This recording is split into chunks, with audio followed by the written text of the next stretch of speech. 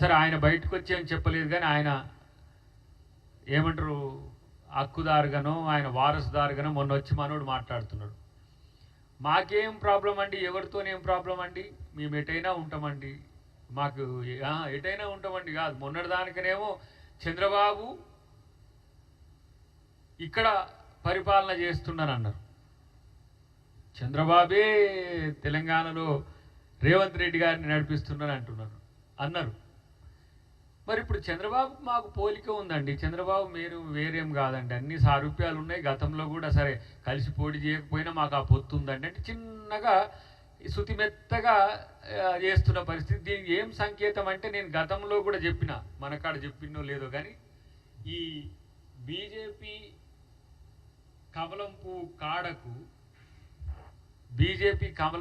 కాడకు గులాబీ అంటుకట్టినట్టున్నది. ఇప్పుడు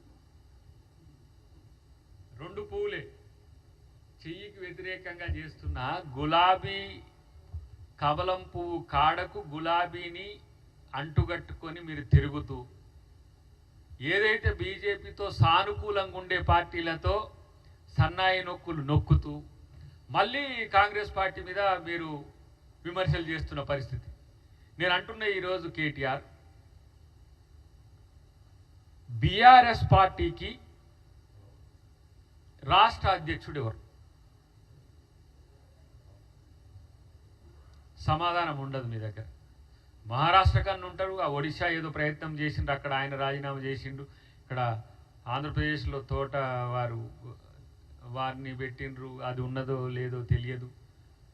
కానీ ఇప్పుడు నేను అంటున్నా బీఆర్ఎస్ పార్టీకి తెలంగాణ రాష్ట్ర శాఖ అధ్యక్షుడు ఎవరు? బీఆర్ఎస్ పార్టీకి జాతీయ అధ్యక్షుడు ఎవరు? నువ్వు వర్కింగ్ ప్రెసిడెంట్వో నాన్ వర్కింగ్ ప్రెసిడెంట్వో దేనికో, బీఆర్ఎస్కో రాష్ట్రానికో స్టేట్కో తెలియదు.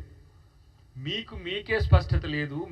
మీ అపోజిషన్ పార్టీ లీడర్గా కేసీఆర్ అంటే రావట్లేడు, ఆయనకు చేత కావట్లేదో, మిమ్మల్ని చూసి రావట్లేడో, లేకపోతే ఆయనకు తెలంగాణ ప్రజల కోసం ప్రతిపక్ష హోదాను నిర్వర్తించాలని ఇష్టం లేదో పక్కన పెట్టండి. ఉపనాయకుడు అనేటోడు ఉంటాడు కదా బీఆర్ఎస్ పార్టీకి టీఆర్ఎస్ పార్టీకి, మరి దానికి ఉపనాయకుడిని ఎంచుకునే పరిస్థితి ఉందా? ఇలా కాంగ్రెస్ పార్టీకి ఏమున్నదా? కాంగ్రెస్ పార్టీకి 20 సంవత్సరాల వరకు ఓటేయరని అంటుండినా. నేను అంటున్నా ఇవాళ నీకు ఒక సవాల్ విసురుతున్న దమ్ముంటే 2 సంవత్సరాల్లోపే కాంగ్రెస్ పార్టీ అధ్యక్ష పదవి చేపట్టి ఈ రాష్ట్రంలో కాంగ్రెస్ పార్టీని అధికారంలోకి తెచ్చింది రేవంత్ రెడ్డి గారు. నీకు దమ్ముంటే మీ అయ్యను ఒప్పించో, మీ బావను మెప్పించో, మీ చెల్లెను బుజ్జగించో నువ్వు పార్టీ అధ్యక్ష పదవి తెచ్చుకో. తెలంగాణని మెయ్యం జాతీయంగా ఉంచు, జాతీయ పార్టీకి అధ్యక్షుడు ఉంటే ఉంచు.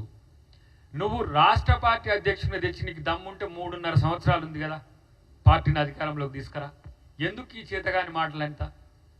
ఉత్తగా మేయర్ ఆటలేడు కాబట్టి మీకు మీడియా స్పేస్ ఉందని చెప్పి మాట్లాడు తప్పితే దీంట్లో దేన్ని తక్కువ చేసినాం రా బాబు? మీరు ఏ రోజైనా ఒక ప్రోగ్రెసివ్ దానికి ఉపయోగపడ్డరా మీరు? ఇలా బీసీ బిల్లు, చారిత్రక బిల్లు, నాకు తెలిసి ప్రపంచంలోనే ఇంత త్వరితగతిన జనగణన చేసి మూడు నెలల్లోనే జనగణన చేసి, కుల జనగణన చేసి, బీసీ చట్టం చేసి రాష్ట్రంలో అందరి ఒప్పుకోలుతో ఇలా కేంద్రానికి పంపించినాం. కేంద్రం ఏం చేస్తుందనేది చూద్దాం. దాన్ని మేము డెఫినెట్గా రాష్ట్రంలో దాన్ని అమలు చేస్తాం. ఏ విధంగా అనేది రేపు చూస్తారు మీరు. ఎస్సీ వర్గీకరణ దాదాపు 30 సంవత్సరాల పైచిలకు పోరాటం మందకృష్ణ గారి, దాన్ని బిల్లు చేసినాం. మెచ్చుకోకపోగా మీరు మళ్ళీ మద్దతు అని చెప్పి అది వేరు విషయం.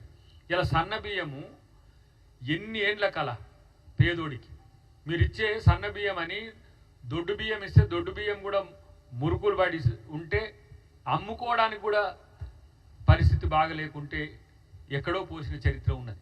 ఇలా సన్న బియ్యము దేశంలో ఎక్కడ ఇయ్యాలి? నేనంటున్నా, ఇలా బీజేపీ వాళ్ళు కూడా అంటున్నారు మిత్రులు, సన్న బియ్యం మోడీ ఇస్తుండని. సన్న బియ్యం మోడీని దేశం మొత్తం ఇయ్యమనండి, ఆహ్వానిస్తాం. లేందుకు? వాళ్ళ కూటమి ప్రభుత్వం ఆంధ్రప్రదేశ్లో ఉన్నది. పక్కనే రైస్ బౌల్ ఆఫ్ ఇండియా అంటే ఇంతకుముందు ఆంధ్రప్రదేశ్. కాటన్ దొర ఉన్నప్పుడు రాజమండ్రి సన్నది బియ్యం పట్టించింది, పండించింది.